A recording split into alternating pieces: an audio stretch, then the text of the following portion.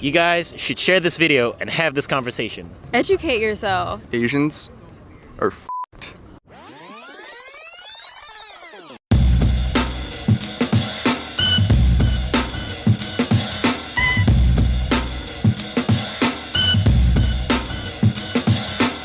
What's going on, everybody? David Fung from the Fung Bros here. Now, there are a ton of hot button issues going on in America right now, but very few of them, if any at all, seem to involve Asians. Today, we're gonna be asking people, do they care, what they think, and what we should do.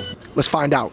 In most or all mainstream American national debates, Asians are left out of the discussion. Agree or disagree? Sure, agree. Agree. Most definitely. Yeah, I agree. Yeah. I agree, yeah. Yes. Yeah. Yes. Oh yeah. I would agree. I would say they stay under the radar. Agree. Agree. Definitely agree. Yeah.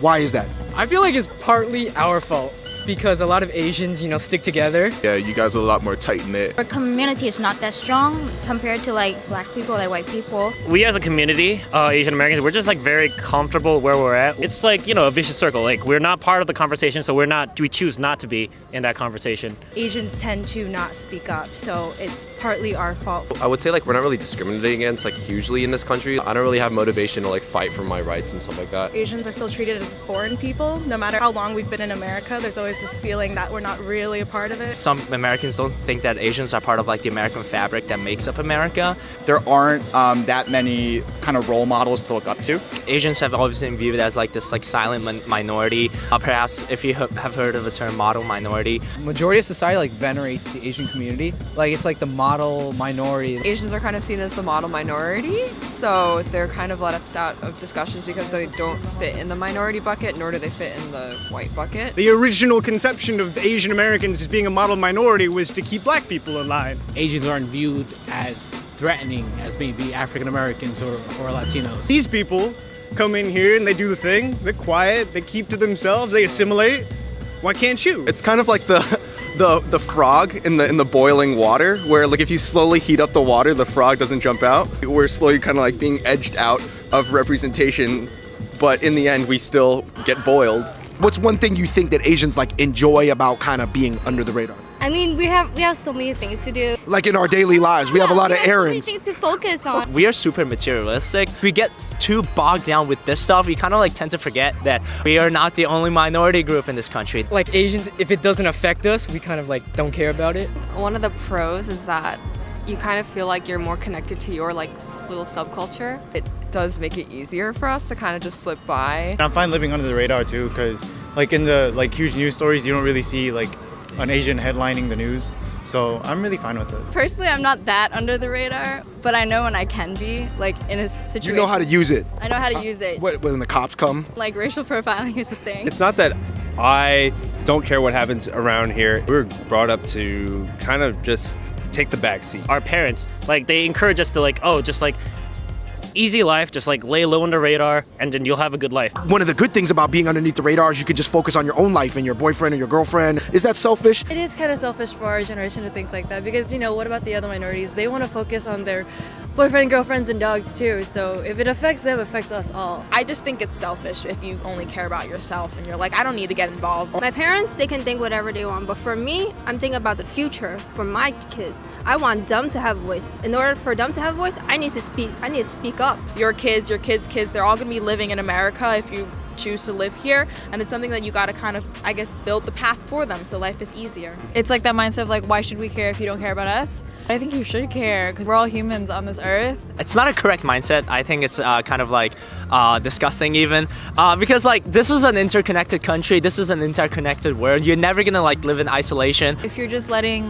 these change makers do their thing, how are you being a productive member of society? So what do you think are some things that could be done? Get involved as much as you could in any sort of volunteer, service community, anything. I think it's exactly what he just said. Just get involved as much as you possibly can. And it does not matter about which way. It doesn't matter because it doesn't matter what you're saying as long as you make yourself heard. Don't be afraid to speak up. Don't feel like you have to stick with the stigma. Sharing your story with others, but doing so in a respectful way, and also listening to other people. Just start conversating with other races a lot more, include them, and then as that happens, you guys will appear a lot more social. I think it would help for people to get out of their bubble, not only hang out with other Asians, especially other Asians of the same race. Get involved, get aware, educate yourself. I think opening up is definitely key. I think is having the confidence to stand up for your own beliefs, whatever that is. Now, the next time that you actually have something on Facebook, on Twitter, where you're just like, that person's a moron, go out and engage with someone that shares a similar belief. Try and hash that out in person. Ooh, you are daring Asians to do something that they hate doing, which is take activism outside of Facebook. It's easy to have an opinion, but it's hard to say like, I need to do something with this opinion. Like the least you could do is just like have a conversation with your friends. You guys should share this video and have this conversation. I was just about to go get like a donut and I stopped to do this. So I think everybody can get off their ass for a moment. Go more into media, go more into the arts, show the world that we're not just like foreign doormats. It becomes reframing these things as basic human decency and standards that we hold ourselves to voluntarily, not because someone else has a gun to our head. Do you think it would help to see more crazy, like ratchet Asians in media? Hell yeah, that's funny. Yeah, more ratchet. Could I say that? Probably not. I mean, yeah, I agree. Yeah. Yeah, we should. Yeah, I'd say so. I mean, to some degree, just a controllable level. Oh no, not really. No.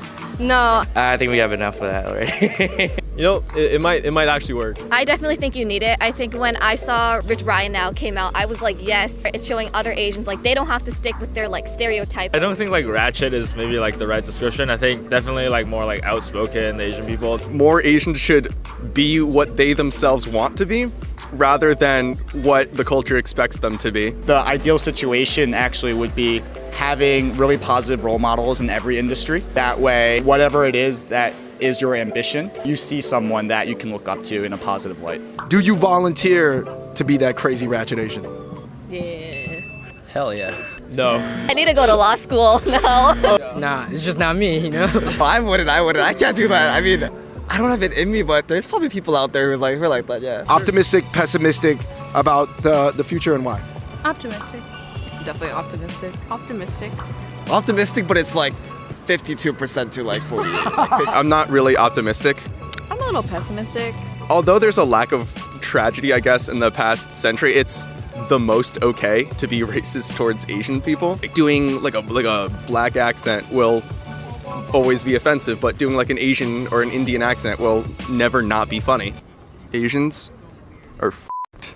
Yeah, like the younger generation, like we were talking about, they're kind of getting the ability because they're already kind of established. They don't need to worry about surviving as much. So they have the freedom now to engage in these conversations. The fact that we have several people in the House and Senate that are Asian American, that is a very good sign. It's a bright sign for our future as not just Asian Americans, but as an American. I'm actually from Hungary, and I got an excuse for myself, but you guys who are American citizens, you guys ought to do more than this. Come on, guys. All right, you guys, thank you so much for watching that episode of Fung Bros on the Street. Today, I was asking people if they felt Asians were involved in mainstream national issues in America. I do think that the common thread at the end of the day was that a lot of people know that Asians should be more outspoken and definitely change the way that we are perceived in American society on a widespread scale. People were a little bit intimidated about what it would take to make the change that they want to see happen. At the end of the day, I would just like to say that you personally may not want to be the person who stands out, but definitely at the very least try to support those who do. In the comments section below, make sure you let me know how you respond to my questions today, as well as any other thoughts that you might have on this issue. This is David Fung from the Fung Bros. I'm in New York City, and until next time, thank you again for watching. I'm out. Peace. The reason you have to be optimistic is that if you were born at any moment in human history and you didn't know what you were going to be born as, ethnicity, gender, you would pick 2017. You can hold that in head with the very diametrically opposed idea that this is still shitty, that we can do better, that we have to do better, but that we are still progressing. And that's something worth hanging our hats on.